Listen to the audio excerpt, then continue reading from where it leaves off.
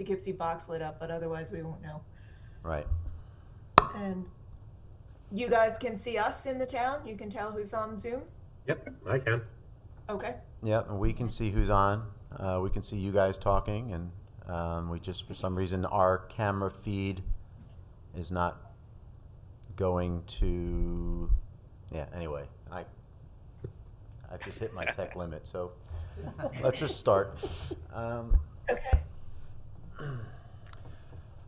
Good evening and welcome to the January 2021 meeting of the Town of Poughkeepsie Zoning Board of Appeals. Would you all please stand for the Pledge to Allegiance?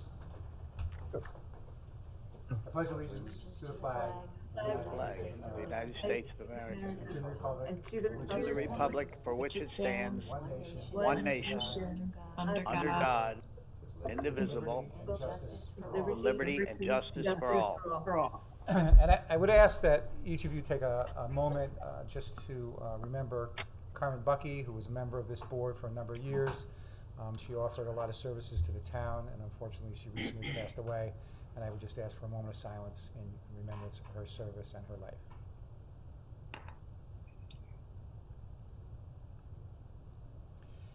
Thank you. So I'm going to do the roll call. Tony A. All right. You mean Tony D? Tony D. D. This is Paul Leahy. I'm here. Art? Here. Larry is not here. Christine? Here. Phyllis? Here. Diane? Here.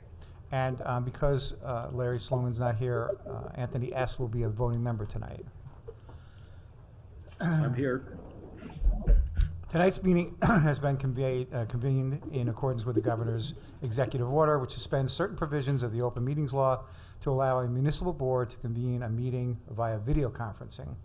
In accordance with the executive order, the public has been provided with the ability to view and participate in tonight's meeting by computer, smartphone, or telephone, and to view the meeting on the usual cable television channels.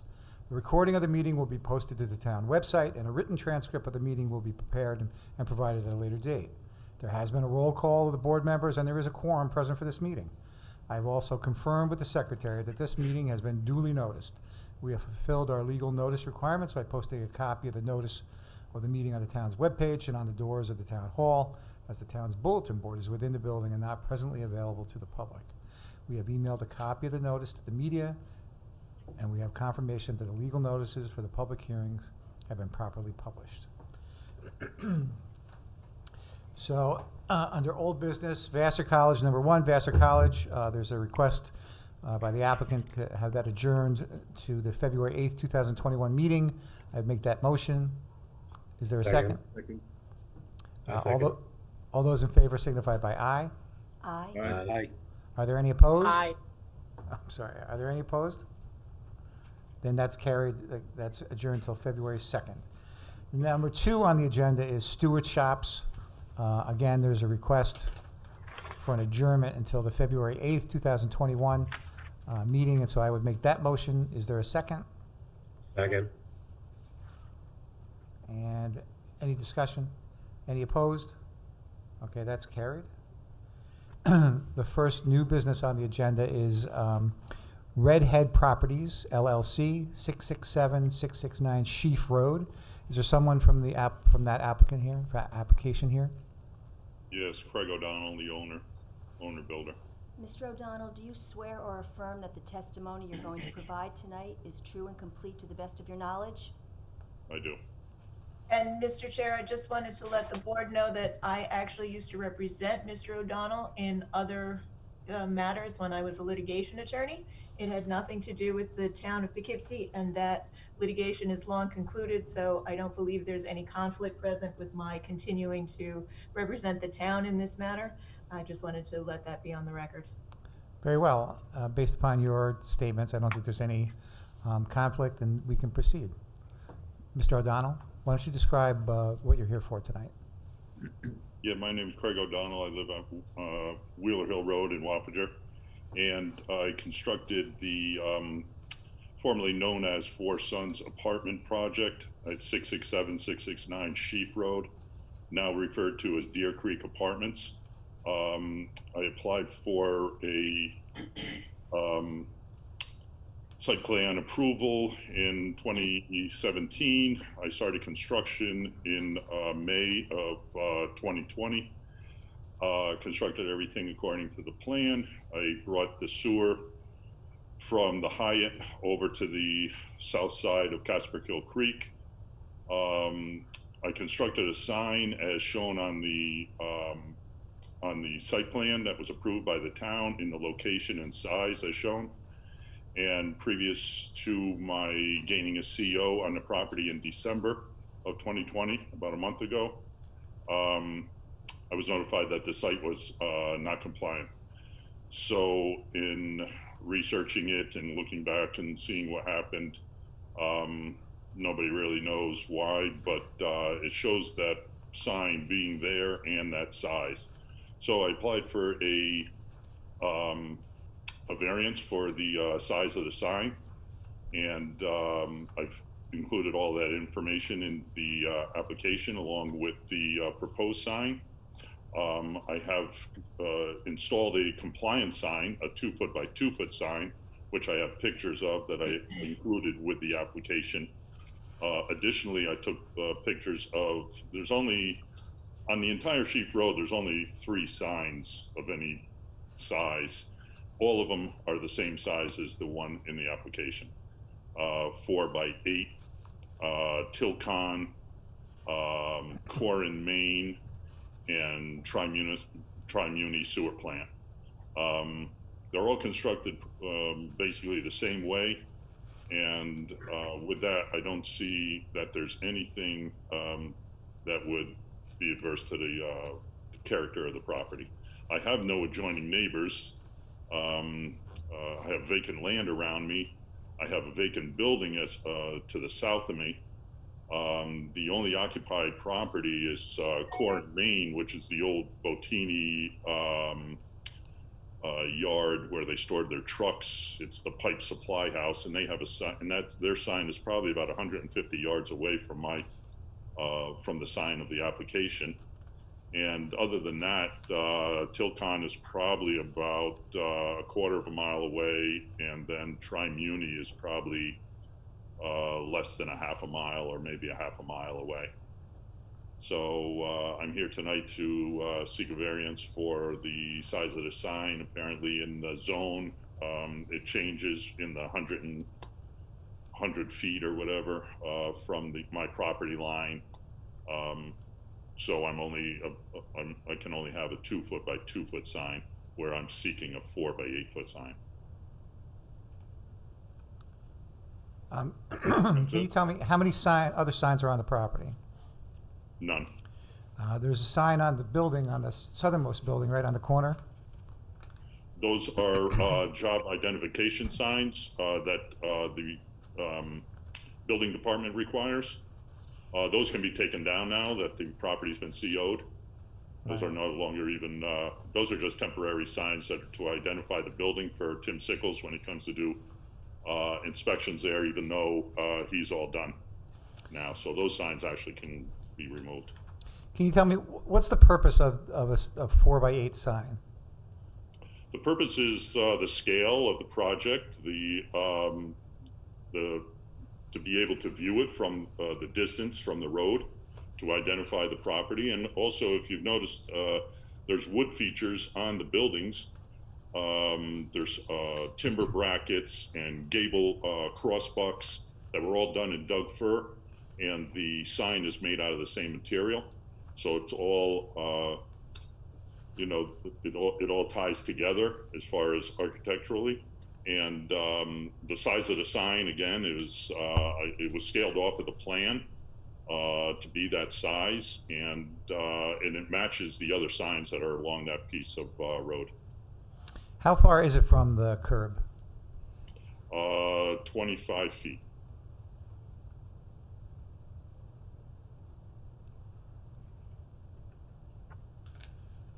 Okay, those are all the questions I have. Christine, do you have any questions?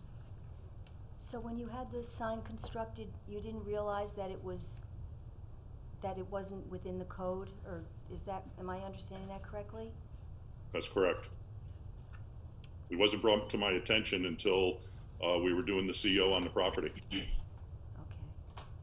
Okay. If I could, I wanted to just point out a couple things related to the site plan review that I think are directly relevant.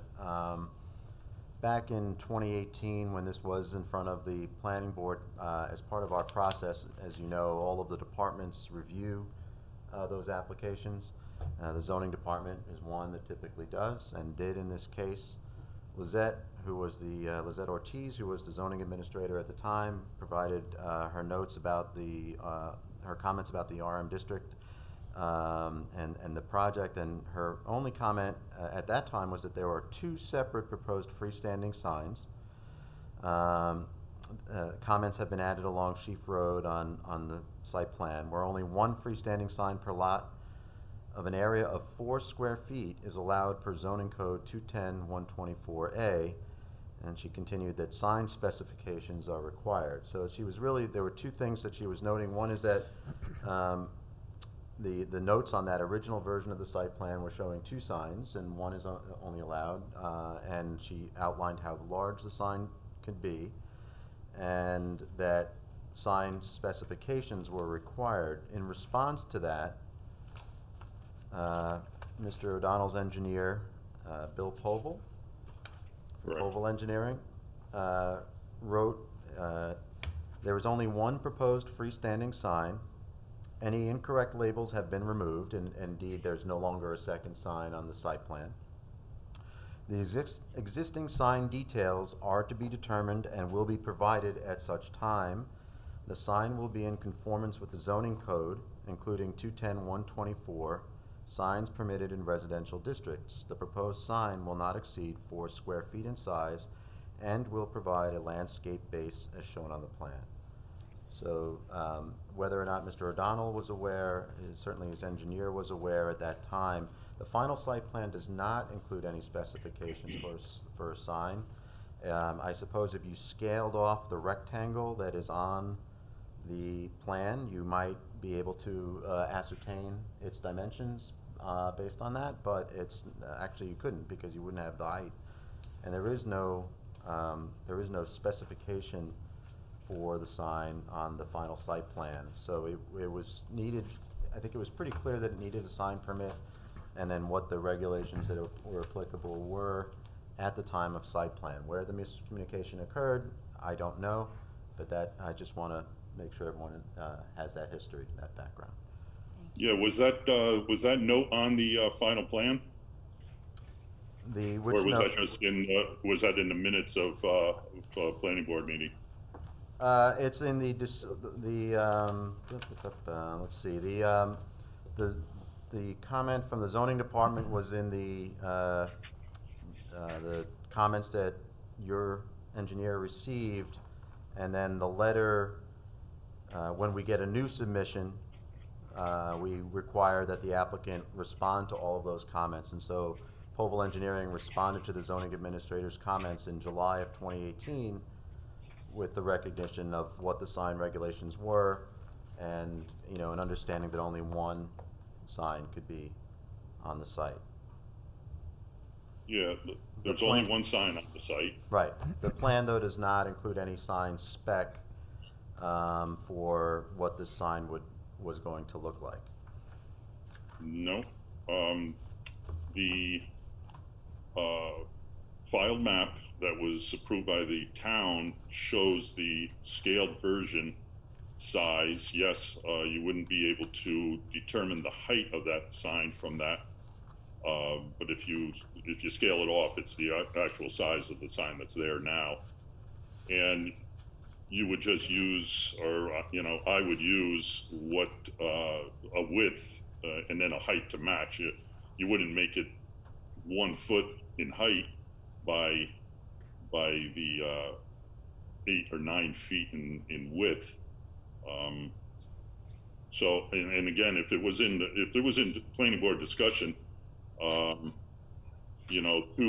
years down the road, I'm not gonna, it would be an oversight on my part if I'm not carrying the notes from the planning board with me, during the construction process, so. Well, I mean, I don't want to get into a debate about it as much as the board does have the section of the site plan that was included in the application. You can see the rectangle where the sign is supposed to be. There would be no way that you could dimension square footage of a sign from the rectangle on a planimetric site plan. So, and there was no other detail in the plan set. So that's really all I have to say about it. Okay. Any other questions, Christine? No, I think the sign looks very nice, it's just large. So, that's all. Tony, Dee, do you have any questions? No, I don't have any questions.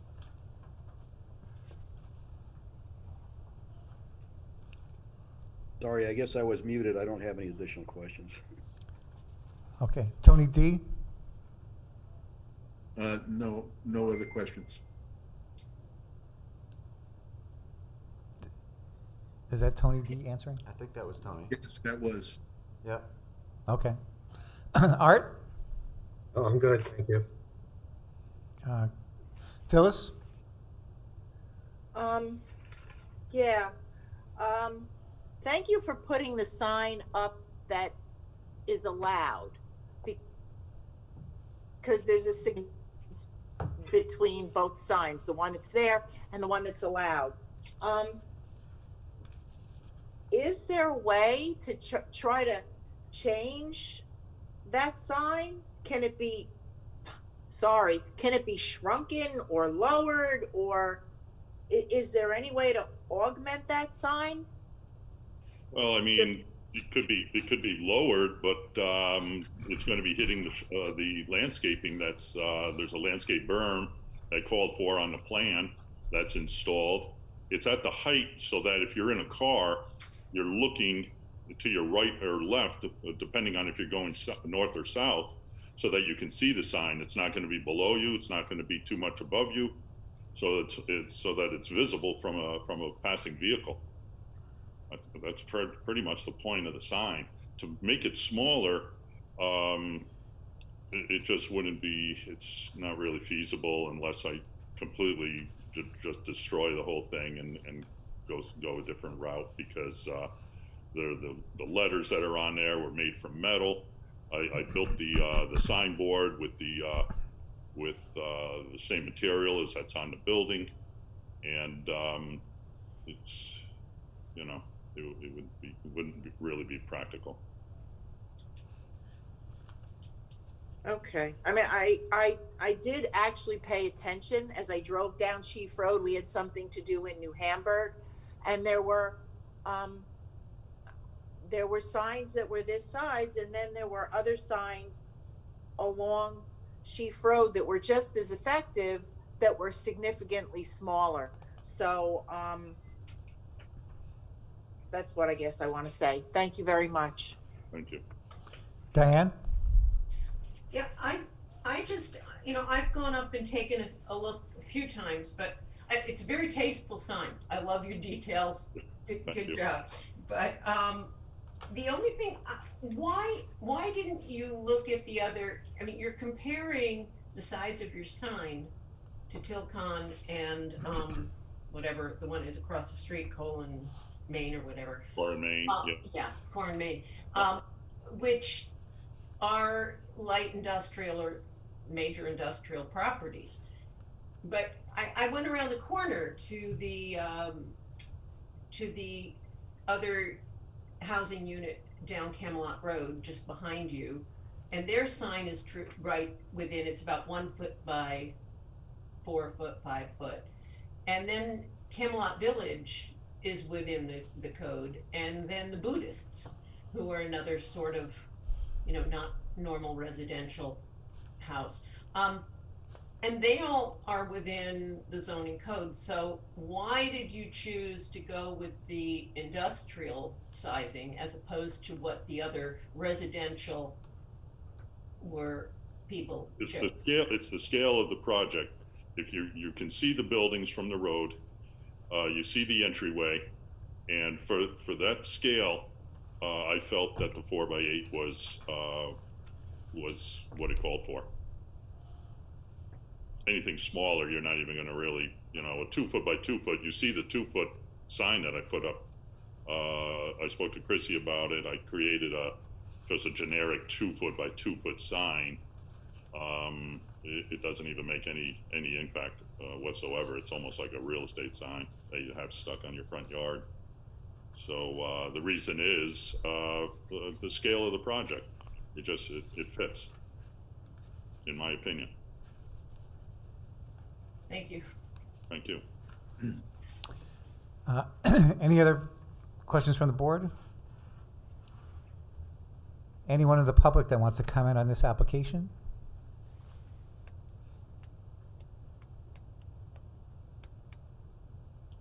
If you're on a phone, you can unmute yourself by hitting *6.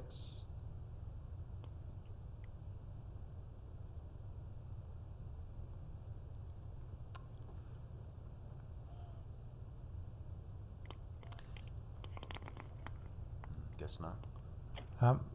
Well, that one on the bottom, well, I guess. Yeah, right, that one was kind of lighting up there. Yeah.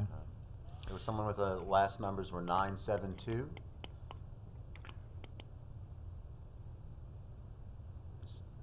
That may be somebody who's on the Zoom call who's using their phone. Oh, I'm sorry. I'm 972. I think I didn't do anything that I know of. Oh, no, I think it was just because we heard some sound. Did you want to comment on this application, sir? No. Okay. It's another application that I was sitting with. Okay, thank you very much. All right. Sure. So, I think that if we forget about the fact that it's built without permission and exceeds the code at this time, if you had known that, you would have to have come in for a variance request in the beginning. So, if you want to assume for the moment that your request for the 4x8 sign would not be granted, is there a different sign that would suit your needs, a different size sign that would suit your needs, that you think that would work? No, I haven't even really given that any thought, to be honest with you. I was super busy getting the project completed at the end. There's people living there. You know, there was deadlines and weather issues and stuff like that. The sign was not priority one at that time. Typically, and when people come in for a sign request, we ask for a couple of different renderings. You kind of have to grant the one that would be that would work under the code, and you have the one that's already done. If you would like an adjournment to produce something that in between that you think would work, I think we'd be willing to do that. Or if you want a decision tonight, we can do that too. To be honest with you, I would. If I'm not granted a variance, I'll just take the sign down. You know, it's just too much. You know, if I can't have the sign that's there, that's already constructed, everybody that's gone by it loves the sign. They love everything about it. I've had no negative comments. You know, for me to take it down and I can't redo it, so the material, everything will just go in the trash. And to make something different is, I would have to consider something completely different. I'd probably just take the whole thing down and have no sign.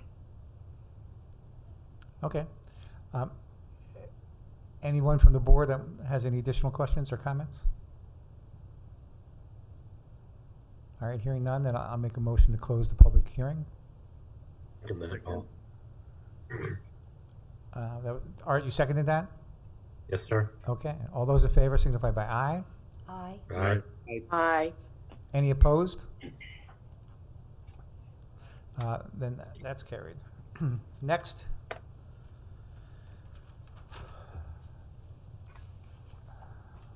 Is number 4, existing structure for height and lot coverage. Kathleen Cullen is trustee of the Kathleen Cullen Trust, 18 River Road, New Hamburg. Is there someone here from for that application? Yes, good evening, Mr. Chairman. Nicholas Ward Willis, attorney with Keenan Bean for the applicant. Mr. Ward Willis, do you swear or affirm that the testimony you're going to provide tonight is true and complete to the best of your knowledge? I do, yes. All right, why don't you describe the application? Thank you, Mr. Chairman. This application concerns 3 variances for an existing single-family home located at 18 River Road, owned by Kathleen Cullen, commonly referred to as Rabbit Island. It's located off of the track in New Hamburg and by the obviously on the Hudson River. My client has owned the property since approximately 1968. We provided you with some details in our application concerning the history of the property and the ownership and its use, which I'll assume that your board has read and won't go into. Tonight we're here for 3 variances. The first is a building height variance for an existing observation tower. That tower is 42 feet tall and 3 stories, which requires a variance of 7 feet and a half story. There are pictures in exhibits H and K to our submission that detail the building. If the board has not seen it, I can certainly put them up on the share screen unless the town wishes to do that. But we did provide photographs of the observation tower on in our submission. The second variance concerns lot coverage. The district requires lot coverage of 25%. The lot coverage of the structures as well as the decking, which is about 1,900 feet of decking, is 28.3%, thus requiring a variance of 3.3%. And again, there's a survey that shows where all the decking is, and as Exhibit G is the calculation of lot coverage provided by our client's engineer, Mark Day. The third variance is to allow an existing fence that was electrified to remain on the island without power. There are photographs attached in our January 6, 2021 supplemental submission that detail the purpose and use of that fence. When our clients who have, again, owned the property for almost since 1968, we're in the process of preparing it for sale, and we're having discussions with the building department and the town planning department. We were advised that electric fences are not allowed, so the electricity source was removed and disabled. But the approximately 15-inch or high 3 strands of wire we would like to keep because that can still remain as a deterrent to geese and beavers that can come onto the island, as more specifically detailed in our application materials. So that's the general nature and outline of the 3 variances we're requesting tonight from the board. Okay. And then in our submission, we went through the area variance standards, which with respect to each of the 3 requested variants and how we believe we satisfy that. So thank you for your time. Can you tell me regarding the tower, the vegetation around the tower, how does that compare? So if we look at exhibit, and am I able to share screen? That's fine. Okay. Here we go. Okay, you should be able to see the observation tower as viewed from the river.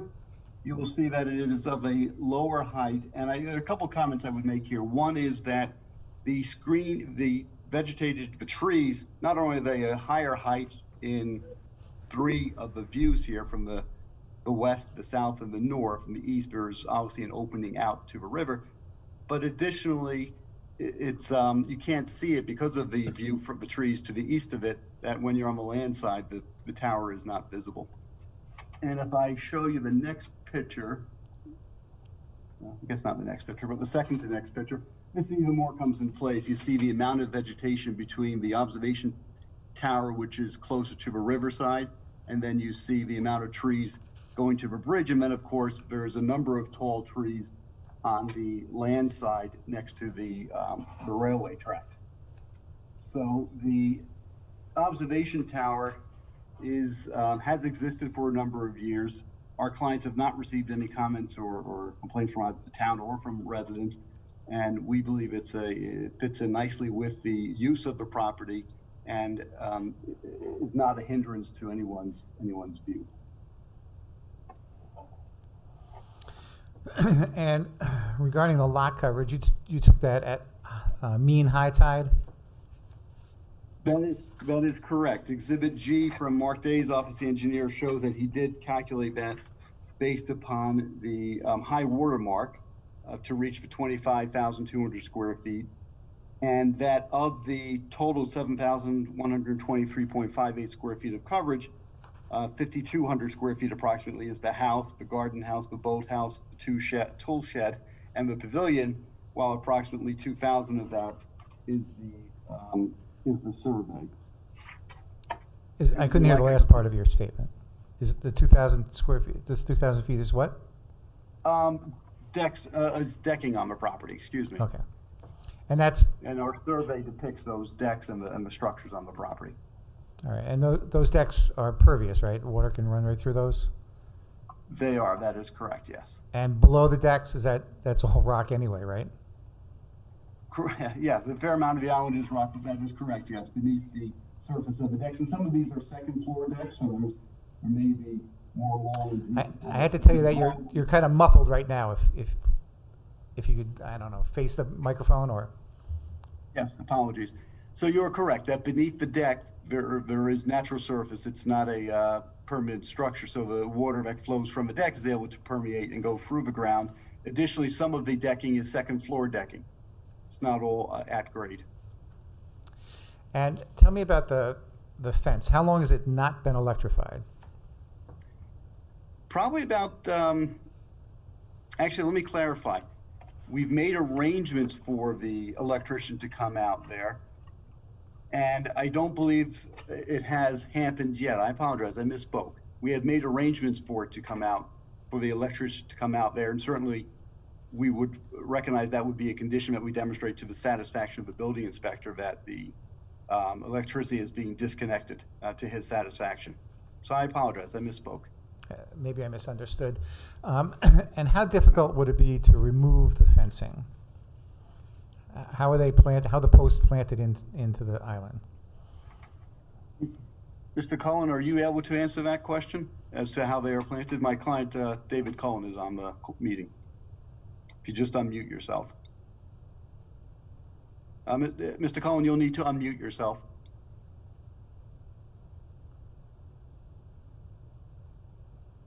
Yes. The fencing material has been strung around about 2/3 of the island, does not surround the total circumference of the island. And it was put there, as Mr. Ward Willis indicated, to protect our landscape because at one point in time, there was an infestation of beavers in Wappingers Creek, and they would make nightly raids on our property and proceeded to cut down 4 or 5 of our specimen trees, including a 30-year-old Japanese maple. So it is relatively low, 3 strands of wire about 15 inches tall. The fence has been disconnected for about a year. There's been no power in it. To remove it would require cutting the wires at each of the supporting posts and pulling it all free. Yeah, how are the posts attached to the ground? They are driven into the rock erosion barrier that surrounds the island.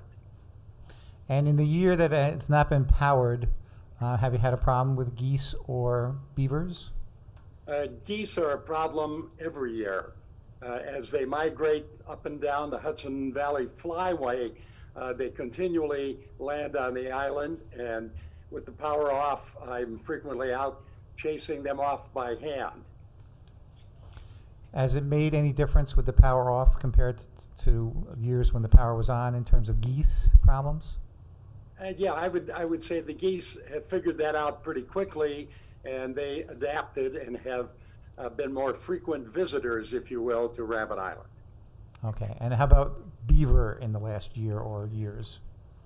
The beaver is more imponderable because we had actually hired a state licensed trapper who came to visit us and set traps around the island with a permit from the Environmental Protection Agency. But he determined that since the beaver didn't live here on the island, that he was just passing through making nighttime raids. And that was an occasion, and we have not had any beavers destroying trees in the past several years.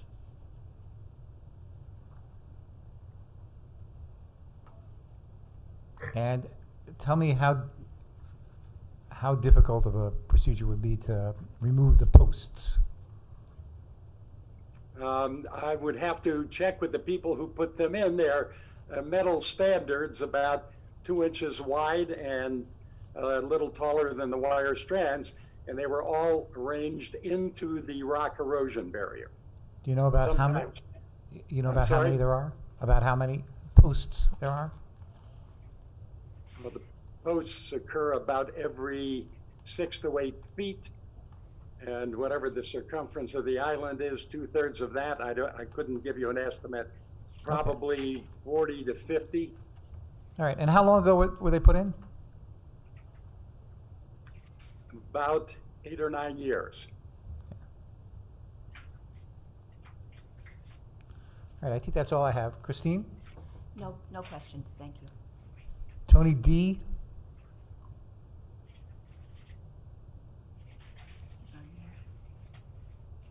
Actually, I don't see Tony anymore. He's there. Tony D is frozen. Yeah. He's not moving. We'll come back to So- him. All right. Hey, Art? Please Justin, come why? back again. Art? I'm good with this. I've got no problem. No questions. Okay. Phyllis? You're muted. Phyllis? Can you unmute yourself? I'm sorry. Okay. So how high are the posts that the wire is strung on, and what's the distance between the 3 strands of wire, please? Posts are about 20 to 24 inches high, depending on where they were able to put them into the erosion barrier.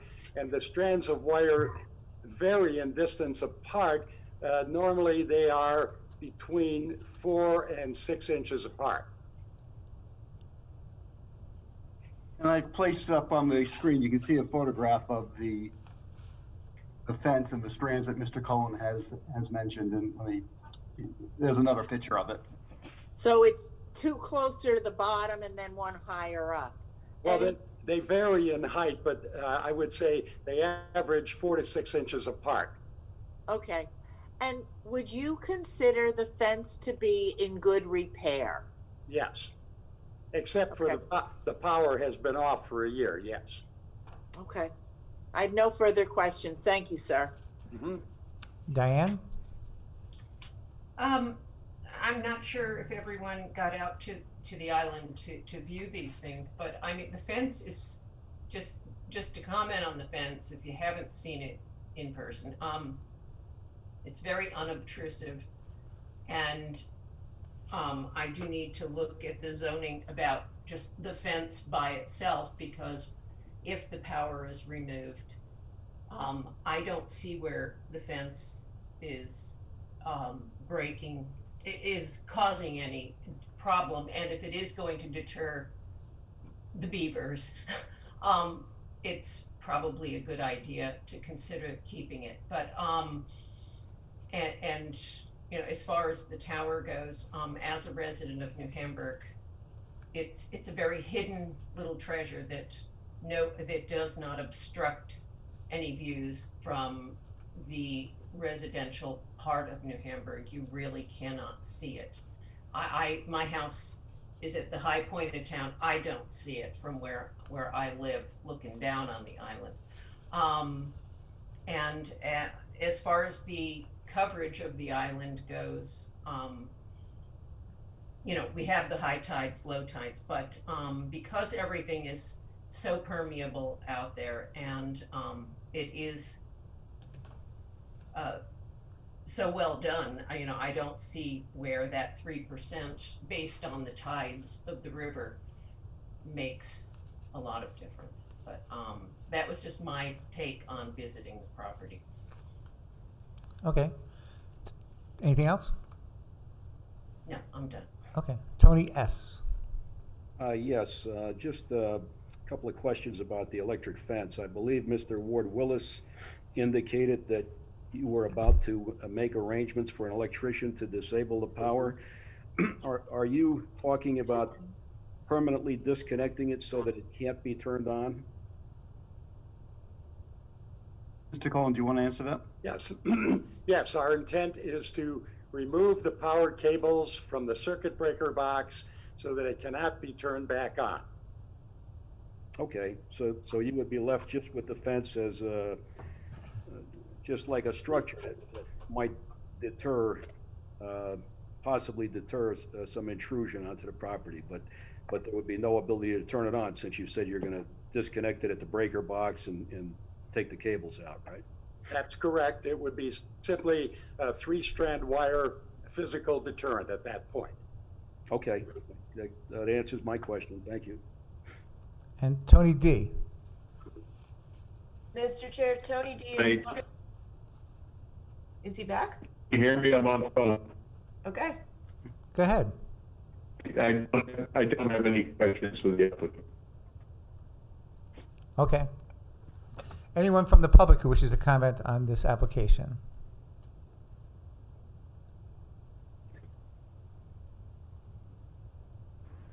All right.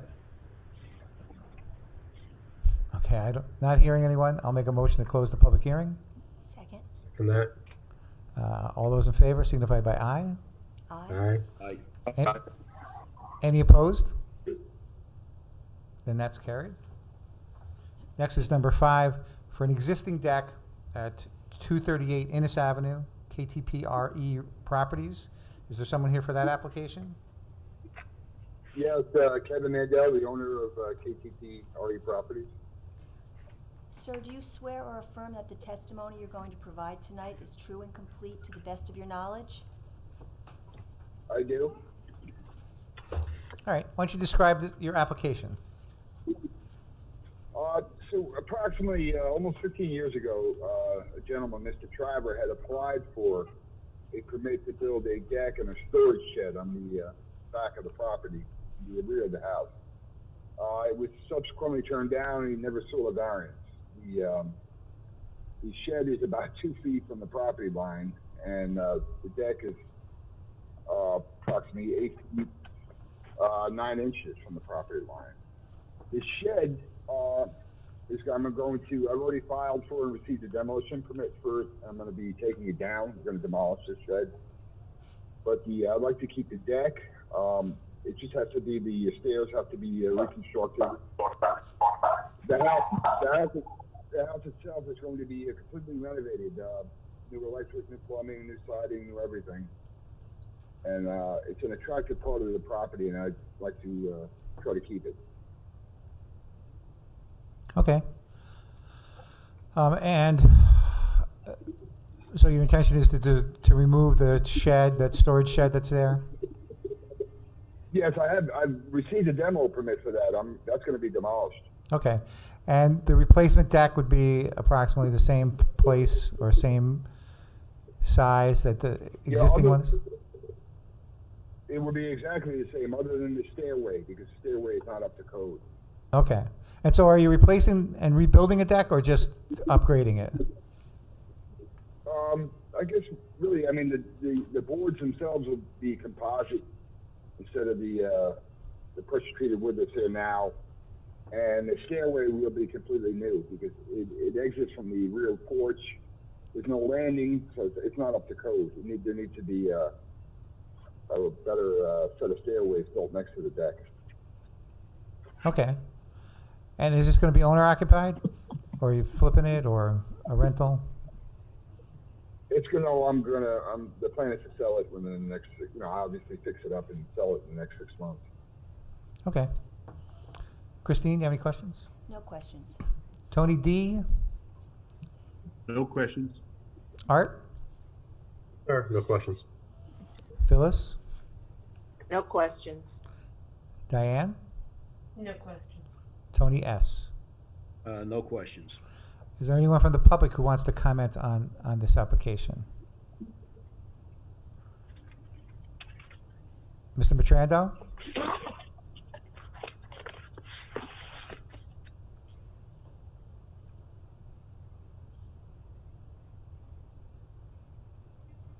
Anyone from the public who wants to comment on this? Okay. Hearing nothing, then I'll make a motion to close the public hearing. Second. Okay. All those in favor signify by aye. Aye. Aye. Any opposed? All right, then the motion is carried. We can go to deliberate, let's see.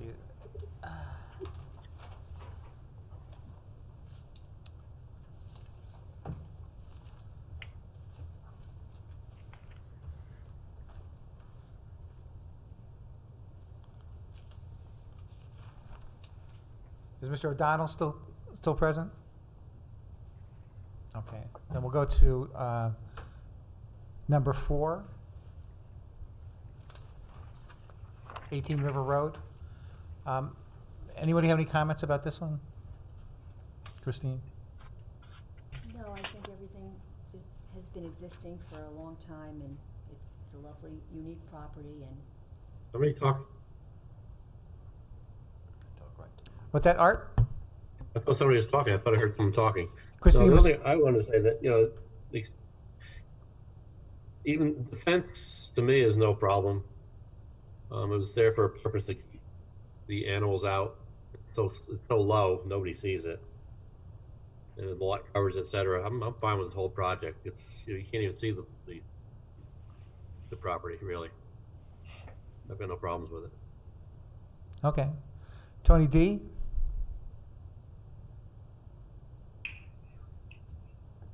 Tony D is frozen again. Okay. Must be cold in this house. All right, so let me just make these comments. I think that based upon the topography of the area, the height of the tower is not a problem. The structure itself, I think the lot coverage is really de minimis, particularly based upon the fact that it's mostly deck and pervious and doesn't really, I don't think it's particularly implicated by the purpose of that part of the code. I do have a concern about the fence, though, just in terms of what its purpose is any longer. If the beavers are not a problem and the geese figured out what's going on and it's not electrified, I don't see that it has much of a benefit. Does anybody want to comment on that? You only need one night of a beaver showing up, though, and then the damage is done. So we are assuming that the beavers won't return, but if it did, and possibly this is deterring the beaver, because if the beaver hasn't come back, was it the electricity or was it just the visual barrier? You don't know, but they can, with all the specimen trees there, it would be a sin to see another Japanese maple go. But it's an unknown. Okay. Anyone else? Yeah, just a quick comment, Tony S. I have no problem with the entire application. The only concern that I had was the electric fence, and if it was with the understanding that it would that the power supply to the fence would be disconnected at the panel, and the cables feeding the fence be ripped out at least partially, so it can't be re-energized, then I'm okay with the rest of it. All right. Anyone else? Tony D, you're back. You're moving around. Yeah, I'm back. I'm sorry, keep losing you. No, I'm okay with this. Okay. Then Christine, you want to make a motion? sure. I think that the applicant's findings, you can rely on those, I think. Okay. You comfortable with that? Yes. I move that the board approve the request for an area variance set forth in item number 4. This decision is based on a review of the application, testimony of the applicant, testimony offered in the public hearing, and results of site visits by board members. In approving this variance, the board adopts the findings included in the application. All right, so just to be clear, this is a variance for a 7-foot height requirement, a half a story height requirement, 3.3% over lot coverage and to maintain an existing wire non-electrified fence. Is that, Lisa, is that correct? Okay. Then, is there a second to that? Second. All right, all those, any discussion? All right, all those in favor signify by aye. Aye. Aye. Any opposed? Okay, then that motion carries. Thank you very much. Thank you and good evening. The next is number 5, 238 Innis Avenue. This is a variance request for, to replace an existing deck requiring a variance of 11 feet 3 inches. Let's see. Let me offer these findings. Whether an undesirable change will be produced in the character of the neighborhood or detriment to nearby properties. The deck has existed for approximately 14 years, so I don't see that there's any undesirable change in the neighborhood. Other properties in the neighborhood have the same, are in the same situation. Whether the benefit sought by the applicant can be achieved by some method feasible for the applicant to pursue other than an area variance. Based upon the substandard lot sizes of that area, almost any addition would require an area variance. 3, whether it's substantial. I suppose mathematically it's substantial, but in fact, since the deck is set back farther from the side lot line than the building is, I think that has a it's not substantial in that regard. Whether an adverse effect or impact on the environmental conditions of the neighborhood or district, I don't see any environmental impact at all. And it is self-created in the sense that the property was purchased that way, but that's not a reason to deny the variance, and I would make those findings, or would offer those findings. Tony D., do you mind making this motion? No, I don't. And we are on number 5. This is number 5. Okay, I move that the board approve the request for an area variance set forth in item number 5. This decision is based on the review of the application, testimony of the applicant, testimony offered in the public hearing, and results of site visits by the board members. In approving this variance, the board adopts the findings as set forth by the chair. So moved. Second. Second. Okay, any discussion? Any concerns about anyone? I just would make one condition, although the applicant did say that he has a demolition permit. I think it's conditioned upon the removal of the non-conforming storage shed. And so I would offer that condition. Any discussion on that? No, I agree with that. Okay. No, that's. And then, so all those in favor signify by aye. Aye. Aye. Any opposed? All right, that motion carries 7-0. Next for item number 3. I would tell you that I'm disinclined to grant a variance for this application. What are your thoughts on that? Tony D.? I wish I would like to follow this similar procedure as we have in the past. And I'd like the applicant to be able to provide us with some sign size that would be a little bit less than proposed or than is existing. And I do feel that the 4 square foot sign is probably an inadequate size, but I think there could be a reasonable size in between what's existing now and the town code of 4 square feet. And I'd like to see that under many other conditions we've been presented with, the wish list, the minimum standard as required by law, and some reasonable place in between. I made that offer to the applicant, and I know, and he kind of tossed it out, and it's at some point, begging for forgiveness is not just an automatic. I don't think he's barred from making a new if he changes his mind about the 4-foot sign, I don't think he's barred from making a new application for a sign that's less than 4 feet, less than 32 square feet. Is that correct, either Chrissy or Lisa? I think that's fair because, and Chrissy, I'm sure you're going to say, the application it's not this, it won't be the same application, and that's the standard that precludes a reconsideration. Chrissy, do you agree? Yes.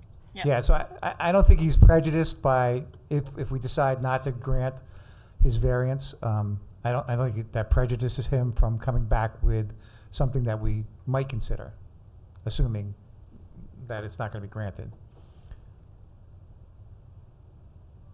So in that regard, Art, what are your thoughts? Honestly, I don't find anything wrong with it because of the other signs that are close by. I mean, it's in good taste. Did he screw up? Yeah, but a lot of other people have, and we've allowed him to get away with it. So I'll go either way, but I don't have a problem with it. Okay. Christine? I agree with Art. I mean, I think it's a very nice looking sign. It is large, and I don't think he did it deliberately. I don't think he, it sounds like he wasn't truly aware. Well, I mean, I know it was a few years ago. Maybe it just slipped under the rug or something. I don't know. Okay. Phyllis? I'm inclined to go along with Tony D. I really would have liked to have seen a middle ground sign, as many of the people who are looking to put signs up in the town are able to do. And I also think that Diane's point of the difference in residential properties on Sheaf Road in comparison to the size of the business properties, that was a very good observation. I found that interesting. That's it. So some of my concerns are that although the applicant talked about that there's not much going on in that property, that area I expect will be developed soon. And I think that granting this size variance might result in a proliferation of larger signs in the area in the future. Mm-hmm. But Diane, what are your thoughts? Initially, until I've really, like I said, revisited it 3 times, I had to really give some thought to what I thought about it. But I have one question. I'm looking at the plan, right here that we were given. And I know he alluded to, and I'm a little confused by, so it says proposed freestanding sign with landscape base. And if you do look at it to scale, it would be 8 feet in the drawing on here. Now, does this go back to the beginning? And is this what's been on here? I mean, and it was overlooked that is an 8-foot long sign? Well, as I understand it, as explained by Mr. Welty, that was the applications for his site plan approval, and it was noted that he needed to be more specific about that sign, and his representative, the applicant's representative, indicated that it would be in compliance with the code, and the applicant built it out of compliance. All right, so And although I don't think that the fact that many applications are before us because they've avoided or ignored or whatever the code, I think our analysis should always be what if they had followed the rules, what would we do? And that's why I offered him an opportunity to come back with something less than 32 square feet, but more than 4 square feet if he thought he needed it, and he rejected that. I'm sorry. I'm sorry. The one thing I'd like to say is coming in off of Sheaf Road, which I do on a daily basis. At that point, when you're approaching his property right there, the one reason why possibly a larger sign like that is not a bad thing, especially because I believe it's lit from below. When you're coming off of Route 9 onto Sheaf Road, it's a little scary. I mean, I've been doing it all my life, and it's always where you have to go much faster and fly off of 9 onto Sheep Road and make that turn. And now, within a few feet in, you've got this apartment block.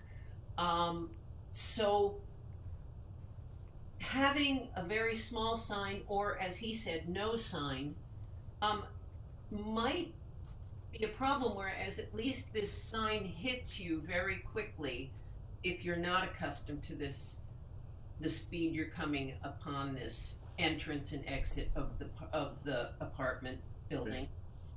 It might actually be a good thing to be bombarded with the signage. I mean, that's just occurring to me now, but like I say, when you come off a Sheep Road, you're moving. You can't just slam on your brake because someone could rear end you. So having the sign right there and very much in your face, but tastefully so, could possibly be a safe thing, that it would be an exception to, you know, what's allowed, but serving a purpose. Yeah. Can I comment on that? Yeah, go ahead. I think that a smaller sign would do the same job, but probably positioned perpendicular to Sheaf Road as opposed to parallel to Sheaf Road, like Tilcon's sign is, and the other signs that he mentioned. Those signs, those other signs that are that large, are you know, again, they're business signs, but they're all perpendicular to Sheaf Road, and a sign that's perpendicular to Sheaf Road would could be much smaller, not 2 by 2. I think that's pretty darn small, but it could be much smaller and tastefully done, and still get your attention very quickly.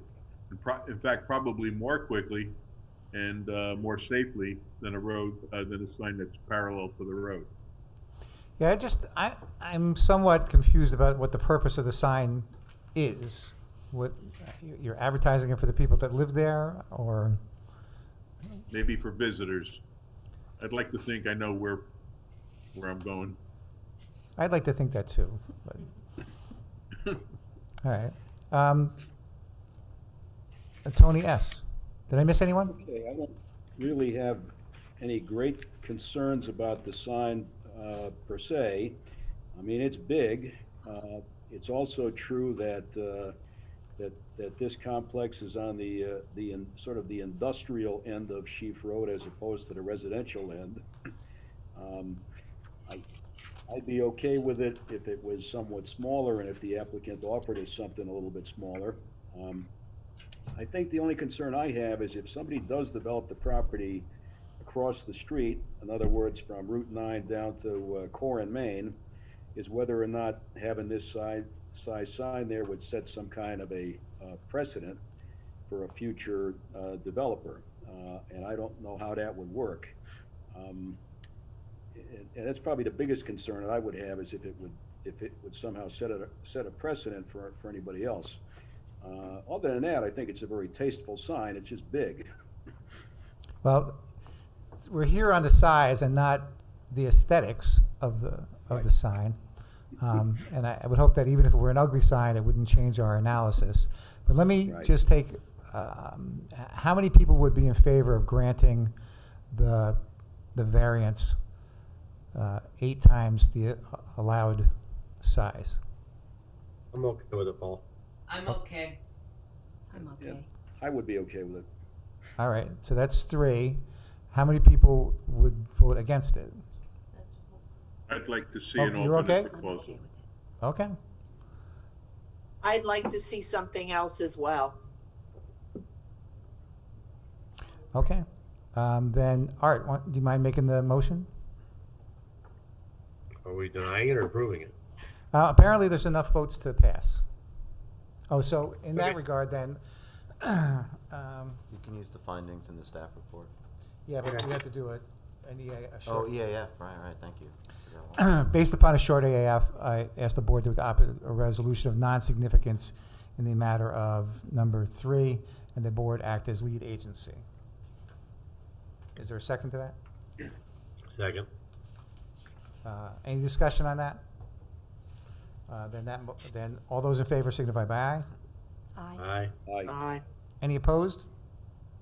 All right, that motion carries. We good? We're good. Go ahead. Okay. I move that the board approve the request for an area variance set forth in item, whatever it was, 3? 3. No. No, is it? Yes, 3. All right. This decision is based on a review of the application, testimony of the applicant, testimony offered in the public hearing, the result of site visits by board members.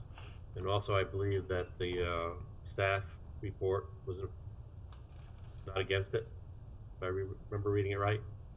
No, the staff Doing this report, ver- the staff report was written so that you could approve it with the Correct. findings that are there. In approving this variance, the board adopts its findings those set forth by the chair. So moved. Well, What? What I missed? Findings set forward in the staff report. in the staff report. So my findings would be different. Oh, yeah, okay. Findings set forth in the staff report. Sorry. All right, that's all right. Is there a second? That's all right. I can't second it. Second. All right, that Christine second that. So all those in favor, I'm going to do a roll call. Tony D. Nay. That was nay. Yes. Okay. Okay. Yes, Paul- it's a no. I'm nay. Art. Yes. Christine. Yes. Phyllis. No. Diane. Yes. And Tony S. Yes. All right, so I got it as 4-3 in favor, and so the motion passes. There's one other item. There's a lead agency request from the planning board for Friendly Ford, 220 South Road. The applicant proposed to demolish an existing service area and construct a new bay addition for a lot size of 2.87. The planning board is requesting that they be lead agency. Does anybody have any concerns about that? I'm good with it. Okay, then I'll make a motion that the planning board be the lead agency on the Friendly Ford 220 South Road application. I think Tony seconded. Tony D seconded. Second. Second. Okay. Yep, Tony D. Tony D. Any discussion? All right. All those in favor signify by aye. Aye. Aye. Aye. Are there any opposed? Okay, that motion carries. Aye. Oops. Okay. That motion carries. And then I'll entertain a motion to adjourn. Mr. Chair, before we get off the phone very quickly, the phone in any event, I recently did, oh, never mind. I'll address it in an email. We'll let everybody know. Thanks. Have a good night, everyone. All right. All Good those in night. favor, all those in favor signify by aye. Aye. Stay safe, stay healthy. Good I night. I guess we're Night. adjourned. Who seconded